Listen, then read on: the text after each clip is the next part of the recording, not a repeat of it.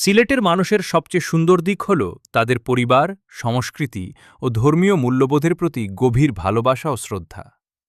জীবনের যে কোনো অবস্থায় তারা মা-বাবাকে আগলে রাখাকে নিজের দায়িত্ব ও গর্ব মনে করে। প্রবাসে কিংবা দেশে যেখানেই থাকুক না কেন, বাবা-মায়ের সুখ-স্বাচ্ছন্দ্য তাদের হৃদয়ের সবচেয়ে কাছের বিষয়। এই পারিবারিক বন্ধন, সম্মান ও মানবিকতার কারণেই সিলেটে এখনও বৃদ্ধাশ্রমের সংস্কৃতি তেমনভাবে গড়ে ওঠেনি। কারণ সিলেটের মানুষ বিশ্বাস করে মা-বাবা সন্তানের জীবনের সবচেয়ে বড় আশীর্বাদ।